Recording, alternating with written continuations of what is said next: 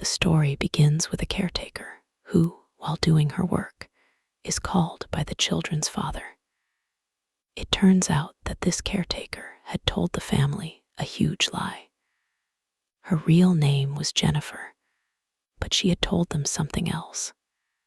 The man asks, "Tell me the truth. What are you doing here? Or I'll report you to the police." Upon hearing police, Jennifer panics. She hits the man with a stapler, snatches her passport from his hand, and runs away. The scene then shifts to a new character, Court, and his father. They are on a trip. However, Court's father isn't paying attention to him and is constantly on his phone. This is deeply disturbing to Court. The scene then changes again, and we are shown a new character, Dr. Cooper. He is in an art gallery, looking at a painting of a woman undergoing surgery. Seeing this, flashbacks begin to haunt him, leaving him feeling sad.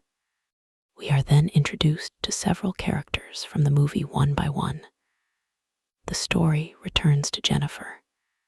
To escape the police, she disguises herself as a homeless person and sleeps on the roadside. In the morning, she wakes up scared by the sound of sirens and wants to flee. She sees a bus ahead. As she tries to board, the conductor asks, "Where is your ticket?" She doesn't have one, so she pretends to look for it. The driver tells her, "It's okay, just get inside. I always save a seat for a sinner on my bus." Jennifer finds this very strange, but the conductor laughs and says, "I'm just joking." Inside, we see that all the people who were introduced earlier are sitting on the same bus. The story really begins now. The bus driver takes them to the countryside, where there are many windmills.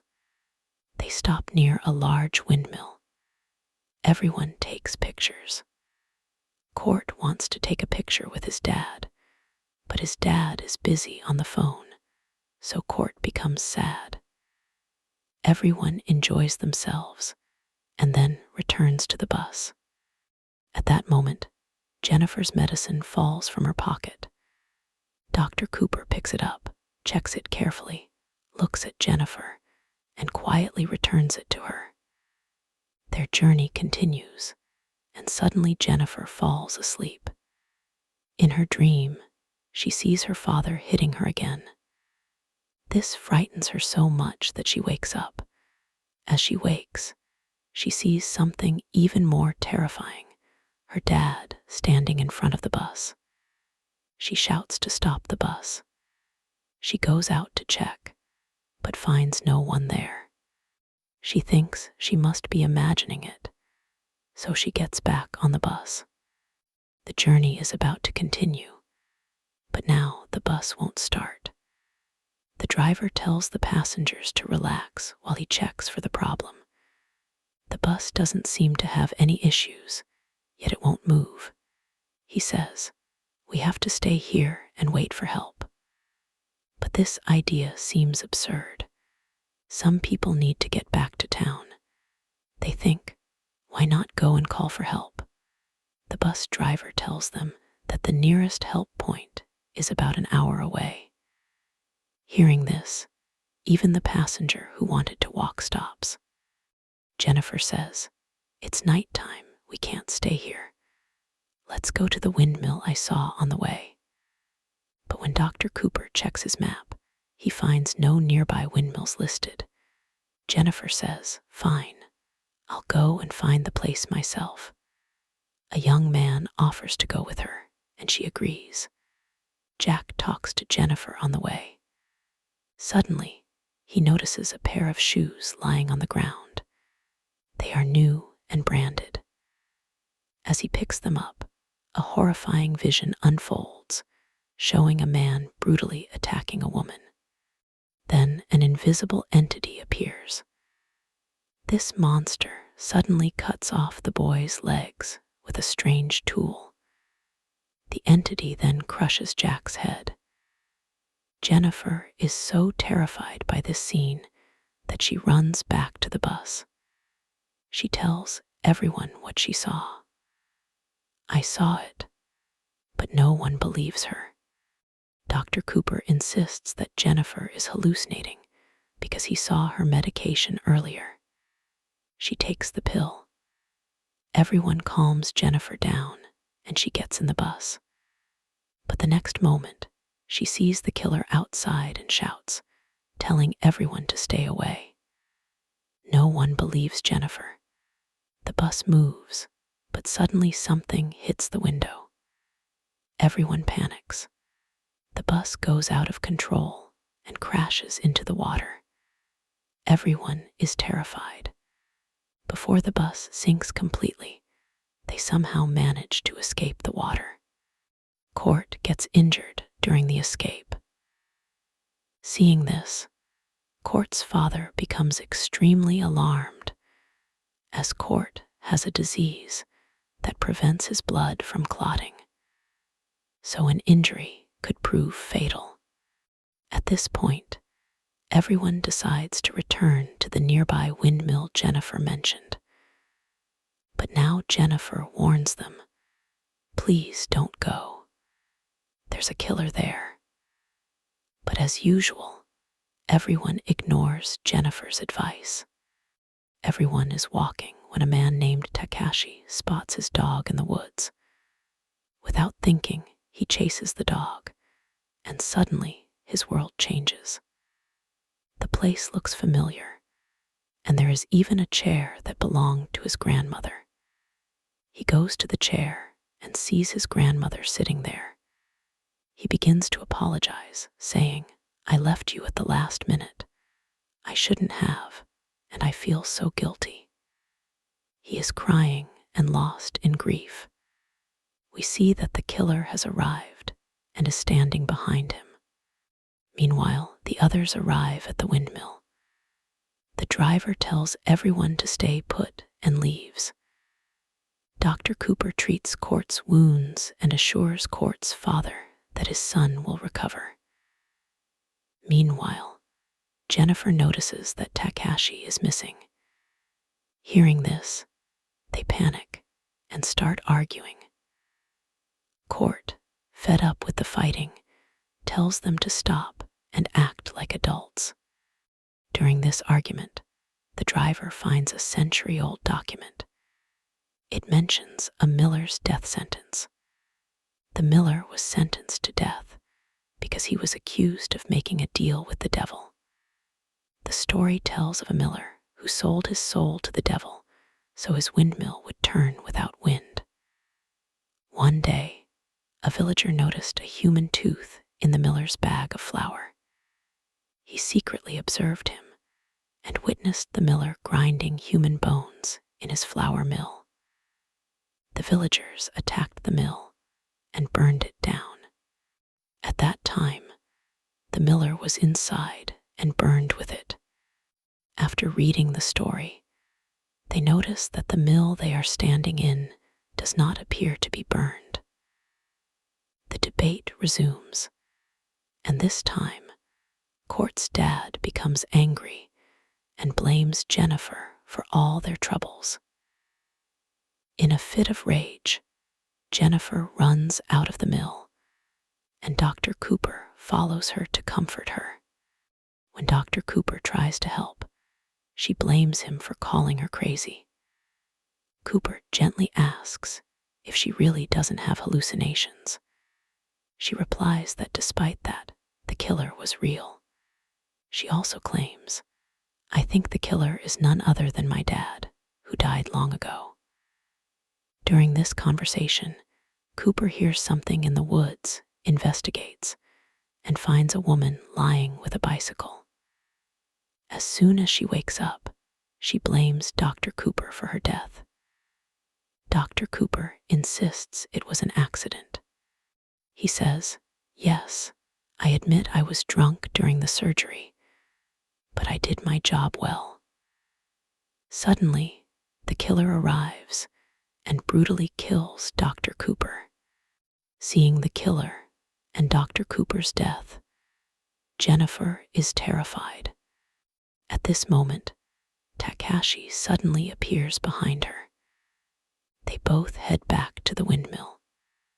Jennifer recounts the events, saying the killer also killed Dr. Cooper.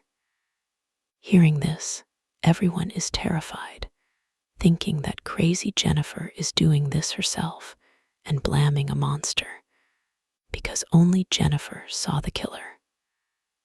Also, whenever a murder occurred, Jennifer was alone with the victim. That is why they tied Jennifer up. At this point, Takashi tries to convince them that Jennifer is telling the truth. There is a killer, and before killing everyone, the killer reveals their crimes to them. Only when they confess does he kill them. I've been through this myself. I survived because I regretted my crime. This time, the driver speaks up. He says when the miller died, the devil made him the gatekeeper to hell. So, the mill became the gateway to hell. No one believes him. Then, we see that the killer has arrived at this windmill. He hangs the bodies of his victims there, and the mill begins to burn on its own. Inside, Jennifer dreams about her past. She is shown carrying her younger brother out of a van and then setting fire to it. It contained her cruel father, who used to torture them. After burning the van, she thought everything was all right. But she realized too late that she had killed her brother too. Meanwhile, the group is shown still outside the windmill. Court's father asks what they should do. The driver says they should go back inside. Court's father is afraid of Jennifer, so he warns everyone to stay away from her. I think she is the killer, he says. After they leave, Court asks a woman, "Do you believe what Takashi said?" The girl replies, "I'm not sure, but I think he's right because I've also committed a crime. I killed a model I worked with to get a promotion." Now Takashi decides to talk to the killer and finds a way to escape. He believes that if they burn down the windmill and destroy the door to hell, they can escape. Suddenly, the woman hears strange noises outside. As she follows the noises, she sees a pit filled with water. She looks into the water and sees a terrifying figure. Inside the pit, she sees a woman brutally cutting her own face with a knife. The next moment, a hand emerges, grabs her, pulls her into the water, and drowns her. Meanwhile, the driver and Court's father go to another mill to investigate. Court's father is horrified by the bodies inside and returns to alert others. He arrives first and is overjoyed to see his son alive. He frees Jennifer and apologizes to her for suspecting her. He explains that the killer is real, killing people and hanging their bodies inside the mill. But he doesn't believe he's a monster, just a psychopath. Takashi tells him, "No, it is a monster. I saw his reflection in the fire, and I found a way to destroy him."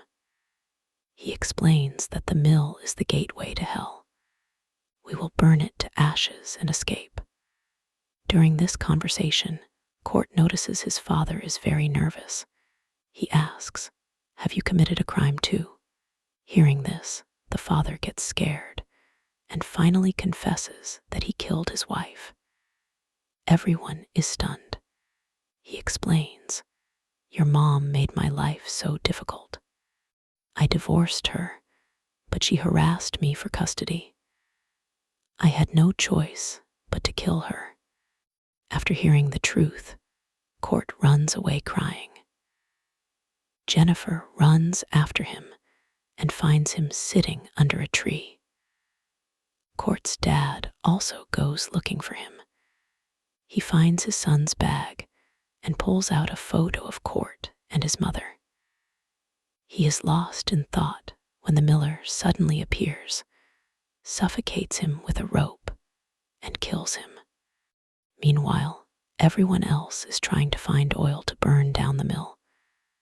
Takashi decides to extract petrol from the bus.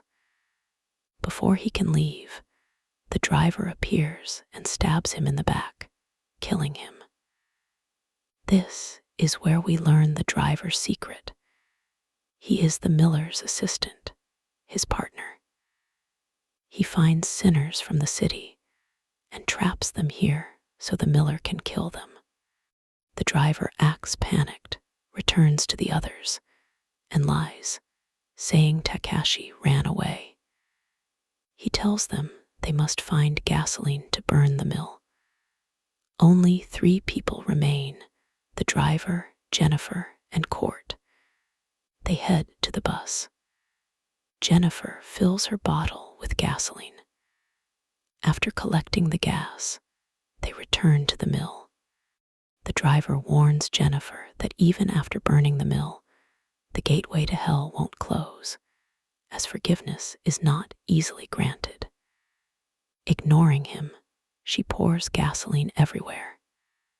As she turns to light it, she sees the miller. Jennifer cries for help, but the driver does nothing. As Jennifer tries to save herself, she sees her father's ghost laughing at her. She becomes so enraged that she picks up a stick and hits him. But then she regains consciousness and realizes it was just an illusion.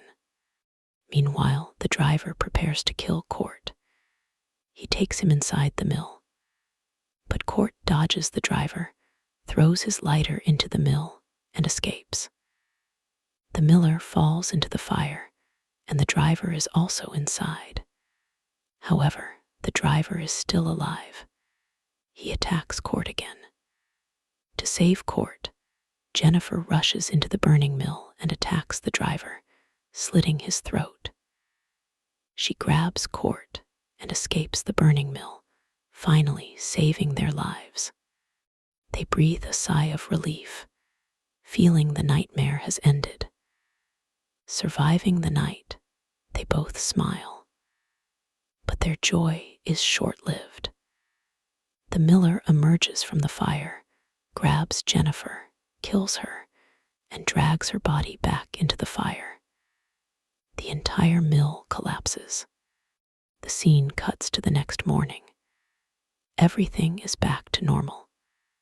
We see the driver, alive, standing in the city with the same bus. The miller is still searching for sinners to make his prey. A man without a ticket is allowed on the bus. The driver says, "I always have room for a sinner." Like Jennifer, the man doesn't understand. The driver laughs, revealing that the entire sequence of events is unstoppable. The movie ends with this strange ending.